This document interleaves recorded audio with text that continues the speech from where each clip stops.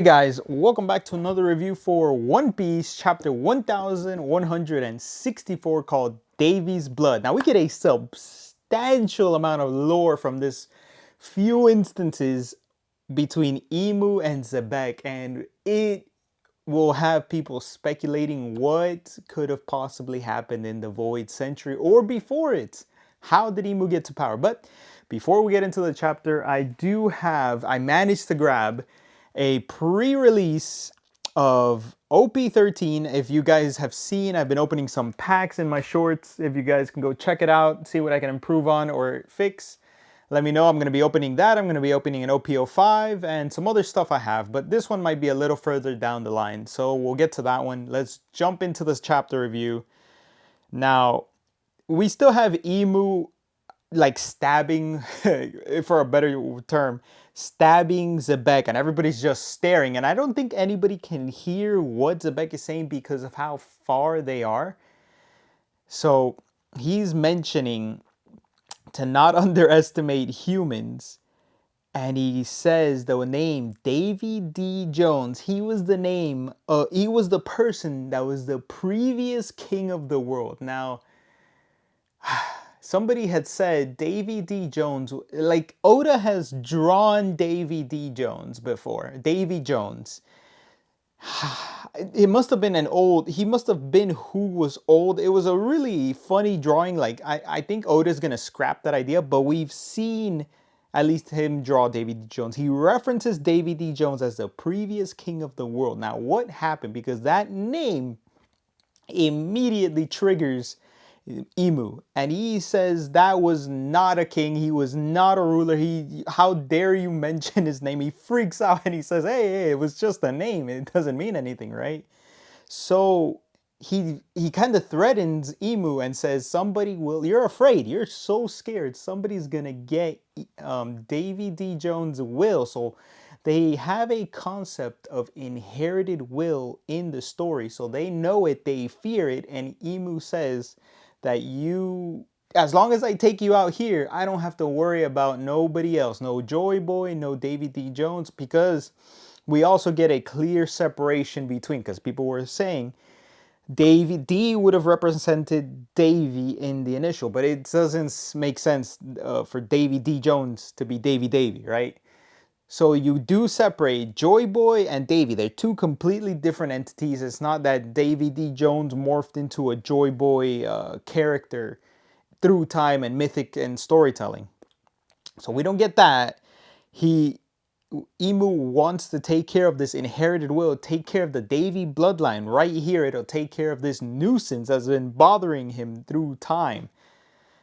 And continuing through the panels, because I covered a lot through that.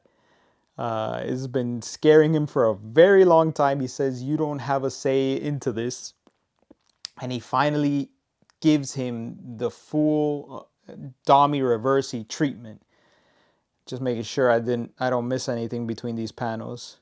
Yes, he threatens the giants. He says, now I have the perfect puppets, for better term, right? No better chance is going to come. He wants to join the world government so bad.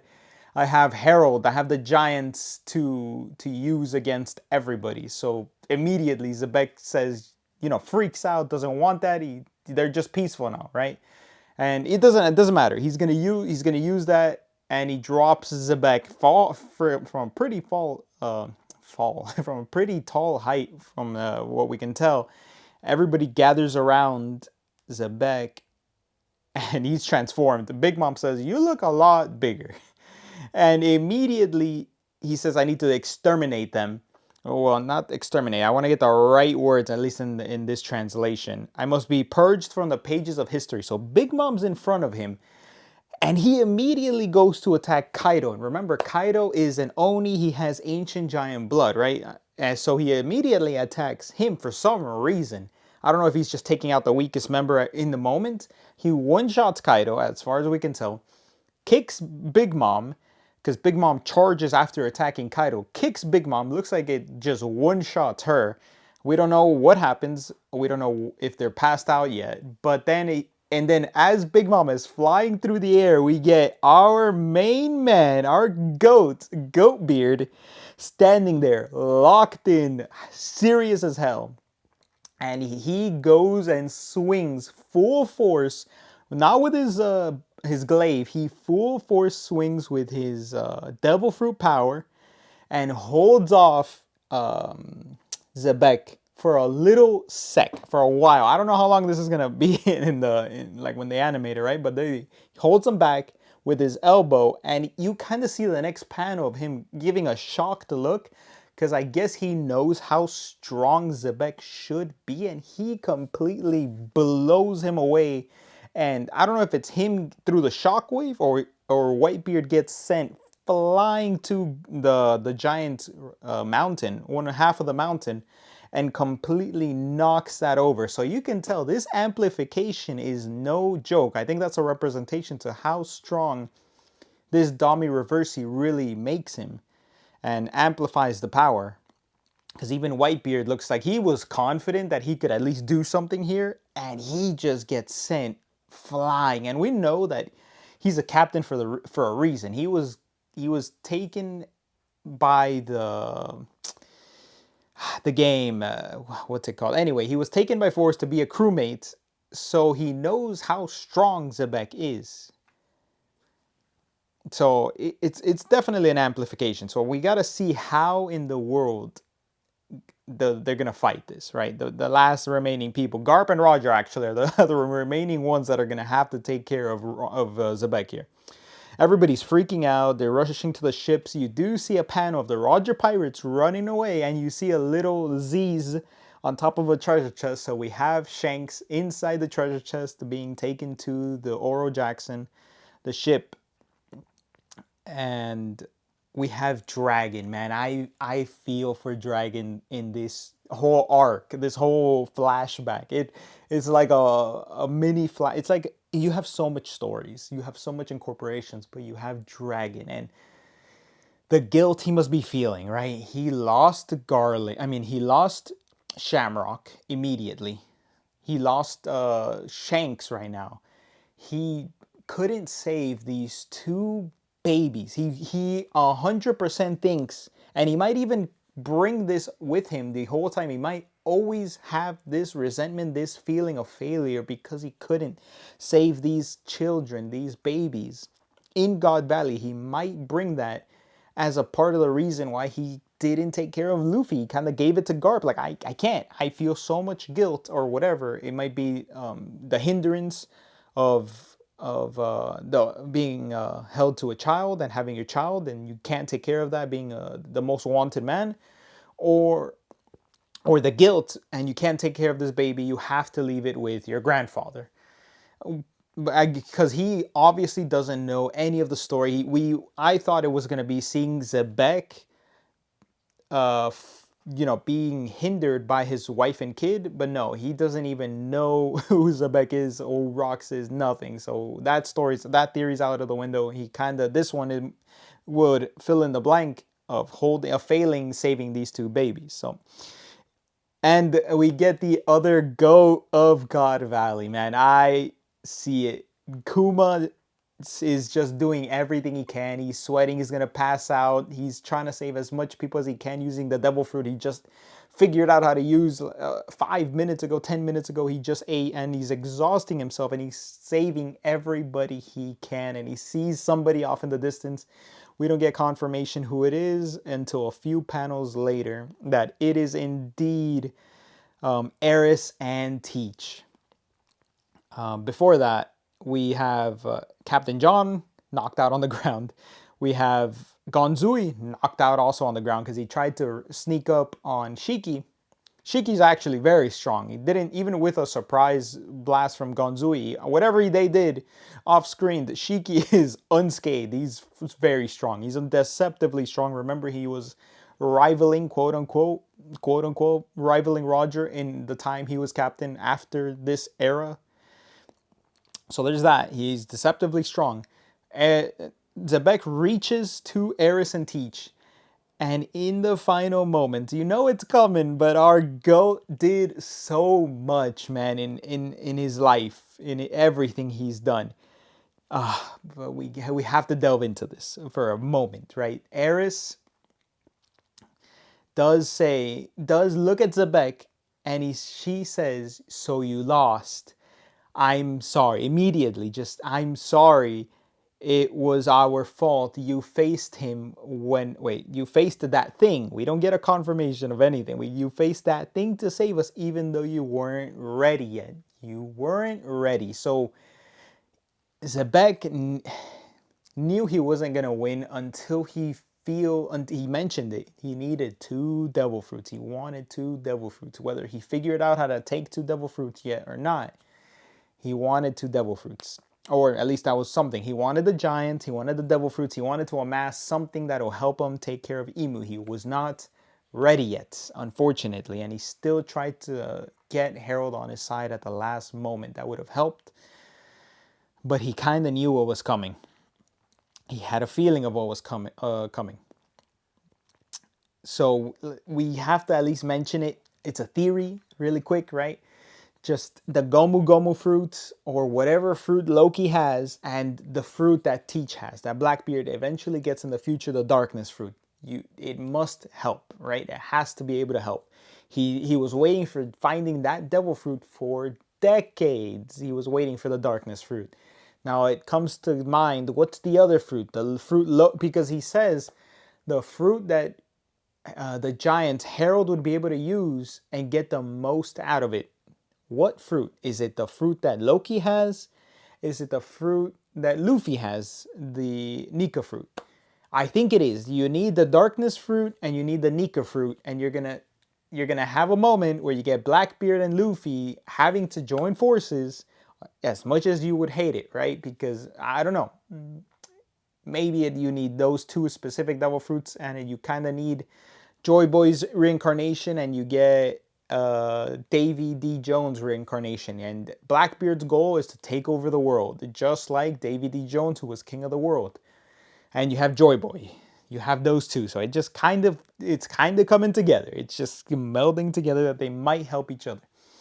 Or it's Loki and Joy Boy. But no. Nah. Okay. Anyway, we'll continue with the story. That's just throwing the ideas out there, throwing darts at a board, right? So as Beck is gonna swing now, actually, Era says, "I'm not letting this line die here. I'm going to the water. I'm gonna swim. I'm gonna do anything possible." As soon as she crosses out into the open, she sees ships, and as she sees them, they're firing at her. Freaking immediately, man. This lady can't get a break. But she does, actually. She gets saved by our goat. Kuma is such an MVP for God Valley. I can't. I love this man. I don't know. This man has done so well. No wrong. Anyway, he poops them out of there, and as he's in the middle of both Zebek and the Marines battleships exploding, he pops himself back out. And he probably saved Ginny and Ivankov also. Either he popped himself back over there, or he popped both of them and got out with everybody in that one. He pops himself into safety as well. And Emu's standing there, and he thinks, oh, they got extinguished off that blast because they popped out of existence. Or whatever it is, they left that vicinity. I don't know. Kind of just didn't even react. He just gives the next order. Oh, okay, perfect. Now you can, what's it called? Now you can exterminate everybody else on the island. You have Garp and Roger phoning into they're phoning the captains. Garp, we're ready to go. We left everybody, and Garp's like, just go, go, go. Don't worry about me. Why are you still sticking around here? And then you have Roger telling them, I'm fine. Let me know when everybody's on the ship. So they're both next to each other. They know something's up. Something's not right. Rox is pillaging everything in the vicinity, killing everything in the vicinity. And you just have such a goated few panels of, you have Roger, you have Garp, they take a deep breath, you see them sigh, they take a deep breath, and they call out to Rox to bring it on. And you get an interesting panel from Emu. He turns around and he says Davy, like he's questioning if that's Davy. I don't know if he's questioning what Zebek is doing, if he's questioning Roger or Garp, calling out and being like, that's a very weird aura emanating. Is that a Davy? Is that, what is that? He says Davy. We can't fathom who he's talking to, but it seems like it got Zebek's attention, and he lands right in front of these two goats, and they're just saying that he looks different. There's something wrong, and we get a little moment. It brings up more questions, man. You have him call out in Zebek's mind, not even through voice. He calls out Roger, Garp, and Roger immediately recognizes, and he says, "This voice." He knows what it is, and Garp's stunned. Right? He's not sure what's going on, why he can hear. At least as far as we can tell, we've never been able to confirm if he has the voice of all things. He seems to. It seems like it is. Either Zebek is using some telepathic hockey to talk to them, kind of how Roger did. I mean, not Roger, my bad. Shanks did. He threatened Green Bull through a very far distance and even talked to him. He might be doing the same thing, but no. Shanks was talking verbally through that. Zebek in this case is talking mentally. But Luffy did the same thing when he was underwater, actually, when he was calling out. No, this is a representation of that. He was calling out. Luffy was yelling while he was passed out and calling out, emanating to find him underwater to the submarine in Wano. So this might be that exact same thing. Zebek might have just that ability of hockey where he can talk telepathically, or it's the voice of all things. Not sure, but it's very interesting to say that. Anyway, Zebek, yeah, they're saying what's with that expression, and you see Zebek crying, and they're just saying, please, just kill me, just end me here. And they're both shocked, and he immediately goes to attack. Now, how is this gonna work? Roger and Garp have to. Okay, so as we saw, Roger is actually on almost, I want to say, equal footing or around the same level. Oh my god, I forgot the cards. They're on equal. I forgot my cards. I forgot that I had some here. They're almost on equal footing, right? And they were equal level and footing. I forgot to show. It's so out of order now because I was going to show it at the beginning, but I did have my first BGS submission grading, and we got, my bad, we got a 9, but I personally got these at the stadium myself, and I managed to get an insane amount of luck here to get three BGS 10s of these Dodger Luffy cards. Insane luck. I submitted 4. I personally got them at the stadium. Super lucky. Blessed to have been able to send those in. Insane card right now. The card market is insane. I'll talk about it, I guess, a little bit. Let's finish the chapter. So yeah, he charges. Roger was on equal footing, I want to say. When they headbutt, they're like nearly equal in rivals. That's why they were called rivals.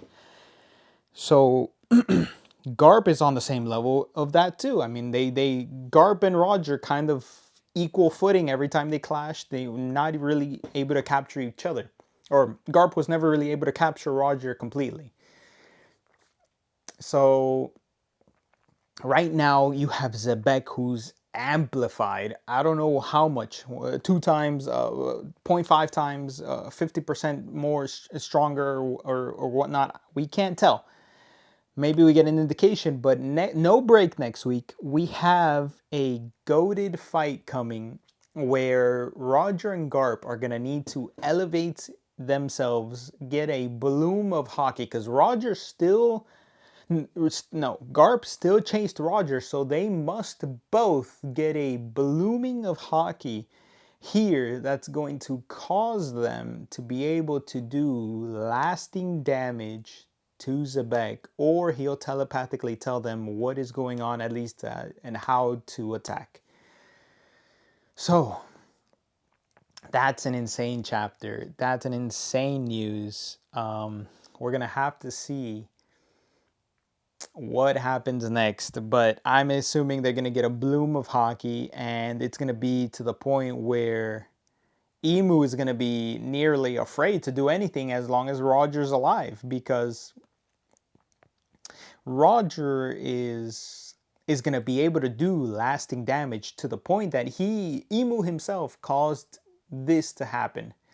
That he creates a monster through Roger and Garp even, because they know how to do lasting damage to this regenerative ability that Emu has. Maybe, just maybe. Don't know, but could be. Other than that, I think I covered everything. I showed my cards. I'm so glad about these cards. I'm going to end up keeping most of these, all of these. Super excited about these cards. Beautiful looking cards. Sent some to BGS. I have a few I wanted to send to something else. The card market on One Piece is going insane. We don't know how long this is going to last. It's also relevant to the Pokemon market, also going insane. Everything's going up. I don't know how the hobby is going to continue for now, but at least on One Piece, you can still buy new stuff like this for relatively cheap. So I'm thankful for that, but trying to get anything cheap in Pokemon that just came out, especially this new upcoming Phantasmal set, impossible. Other than that, I'm going to be opening some more packs for One Piece. For Pokemon, One Piece, some Digimon packs really quickly, because I do like a few. I have a few really nice One Piece packs. Maybe I'll take a picture of them, of my whole collection eventually. But other than that, the chapter was awesome. No break next week. We could probably get to see a full-fledged fight next time. See how they're going to take out Zebek. And this is still all a flashback. So after they take care of Zebek, we're going to go jump back to Harold, what Harold's doing. Harold still needs to show up to help fight this man. He's strong as hell. Harold probably knows some ancient secret on what the hell is happening, of some text of what they fought. And he's going to be able to tell them, hey, this is actually what you need to do. Focus up your Conqueror's Haki in this manner. And that's how they take care of Zebek, because Harold has to be sensing what the hell is going on this island, because Emu just threw a shockwave of pure, dense Conqueror's Haki. So I think that's what's going to happen. Zebek's going to come in, tell them, I've seen this before, because I've seen this written in a story before, because remember, ancient giants and giants live very long. So he's going to be able to maybe find out something in his memory bank of what he's read, of what the hell is going on to Zebek. But yeah, that's it for me, guys. Please leave me a like, comment, subscribe, and I'll see you for the next one.